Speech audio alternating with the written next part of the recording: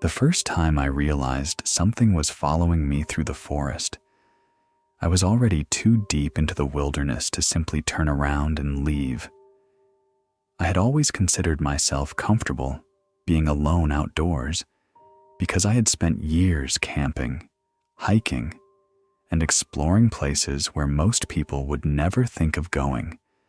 And I had learned that fear in nature usually came from simple things like bad weather, getting lost, or encountering an animal that wanted to protect its territory.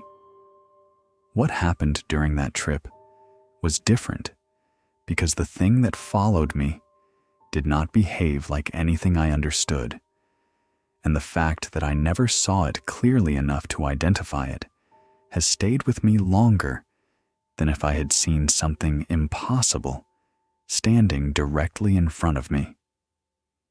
I had chosen the forest because it was one of the most isolated areas I could find, a place far away from roads, buildings, and other hikers where I could spend a few days alone with nothing except my camera and my thoughts. The first evening was peaceful, and I remember sitting beside the fire feeling completely certain that I had made the right decision, because there is something calming about being surrounded by endless trees and knowing there is no noise from the outside world. That feeling disappeared during the night when I woke up, without hearing anything unusual. Yet somehow, I knew that something was outside my tent. The forest had become completely silent, not the normal quiet of nighttime, but a deeper silence where even the smallest sounds seemed to have vanished. And I stayed awake, staring at the thin fabric separating me from whatever was standing nearby. When morning arrived, I almost convinced myself that I had imagined the entire thing until I opened my tent and saw the footprint pressed into the wet ground only a few feet away from where I had been sleeping. At first, I assumed it belonged to some animal, but the longer I examined it, the less sense it made, because although it resembled a human footprint, every detail was slightly wrong. The toes were too long, the heel was too narrow, and the shape looked like something had attempted to recreate a human track without actually understanding how a human body moved. I followed the trail with my eyes and realized there were more footprints surrounding my campsite, forming a slow circle around my tent before disappearing into the trees. It did not look like something had passed by randomly. It looked like something had walked around me while I slept. I packed immediately and started heading back toward my car, but the forest felt different the moment I left. The birds were gone, the insects had disappeared, and the usual sounds of nature had been replaced by a silence that followed me down the trail. After about 30 minutes, I found another set of those strange footprints crossing the path ahead of me, and when I crouched down, I could tell they were fresh. Whatever had made them had been there recently, and the direction of the tracks made my stomach tighten, because they were moving the same way I was. I began walking faster, refusing to look behind me, until I heard a sound coming from the trees. It was not a normal animal call, and it was not a sound I could compare to anything familiar. It sounded like something trying to imitate a noise it had heard before, almost like a creature learning communication, without understanding the purpose behind it. The sound came again, closer this time, and when I looked into the darkness between the trees, I saw two faint points of light watching me from above the ground level, where an animal's eyes should have been. I stood there frozen until they disappeared. A moment later, I heard a branch break behind me. When I turned around, there was nothing there, but the footprints had changed. They were no longer following the trail ahead of me. They were appearing around me, crossing from one side of the path to the other, as if whatever was creating them had moved through the forest faster than anything should have been able to move. That was when I stopped trying to understand and started running. I never saw the creature itself, only movement between the trees, something that moved too quickly to be human, but with a deliberate intelligence that made it impossible to think of it as a normal animal. It never chased me openly, and it never attacked. It simply followed, always keeping the same distance, as if it already knew where I was going. I reached my car before sunset and drove until I found a small town where I reported what happened to a ranger. I expected him to dismiss me, but he listened carefully and only asked one question after I finished describing the footprints. He asked if I had ever heard it breathing. When I told him no, he seemed relieved. He looked toward the forest and said that some things do not follow people because they want to catch them. Sometimes they follow because they are learning where they belong.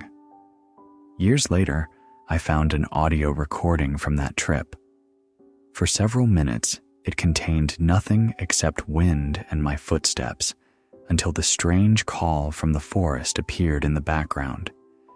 Beneath it was another sound, almost too quiet to notice. My own voice, calling my name from somewhere behind me. My friend Daniel and I had gone camping in a remote valley where we had spent many trips before, and because we trusted the area, we never expected anything unusual to happen. The first night was completely ordinary until I woke up after midnight and heard Daniel calling my name from outside my tent while I could clearly see him sleeping only a few meters away.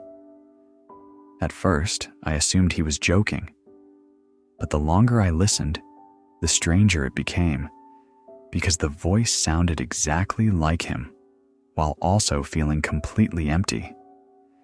It had copied the sound of his voice, but not the small details that made him human. I stepped outside with my flashlight and looked toward the trees, expecting him to appear, but there was nothing there. Then the voice called my name again from deeper in the forest. Before I could answer, Daniel stepped out of his tent behind me and asked what I was doing. The voice immediately repeated his words from the trees, perfectly copying the sentence, even though it had heard it only seconds earlier. Daniel and I looked at each other because we both understood that whatever was out there was not simply calling for us. It was listening. We packed our things and left before sunrise, but while we walked, the voice followed us.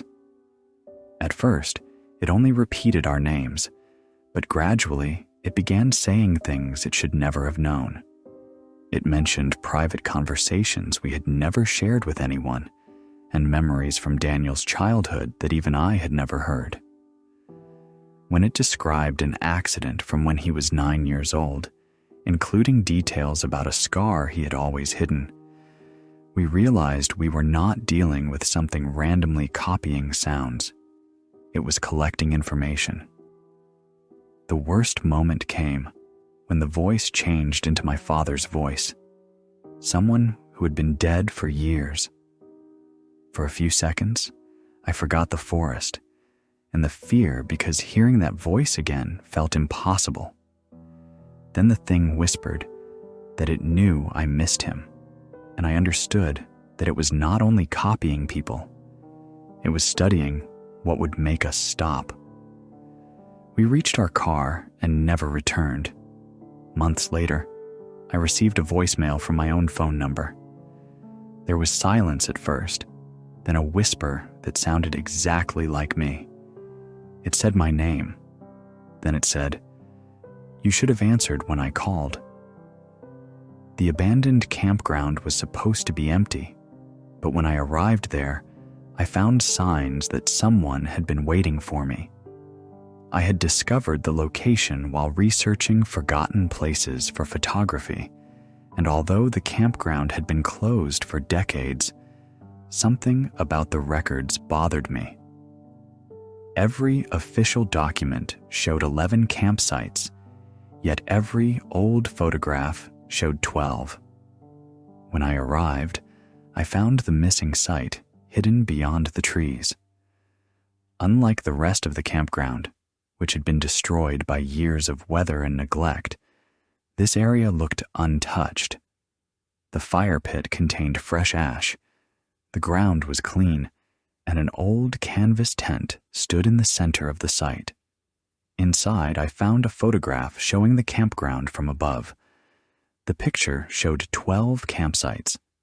Standing beside the hidden one was a person wearing my jacket. I left immediately and returned to my own campsite, trying to convince myself there was a logical explanation. That explanation disappeared during the night when I woke up and saw another tent standing beside mine. It was identical. Same shape, same color, same tier near the bottom. Inside, something was breathing. Before I could move, the zipper began opening from the inside, and a voice whispered, "Do not let it know you noticed." I ran to my car and waited until sunrise.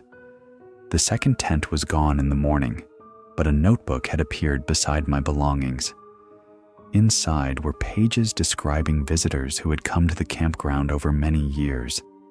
Every entry ended with the same sentence. They noticed the extra tent. The final page contained my name and the date I arrived. The last sentence stopped halfway through. They always look inside the second tent, and then they finally understand that the person inside was never. I left the campground and never returned, but months later, the notebook appeared on my desk at home. I live alone. Nobody else has access to my apartment. The book was open to a new page. Written there were 4 words. I found the 13th tent. Underneath was another sentence. It is empty. That night, I heard a zipper opening outside my bedroom window. When I looked outside, there was a tent standing in my backyard, and something inside was whispering my name.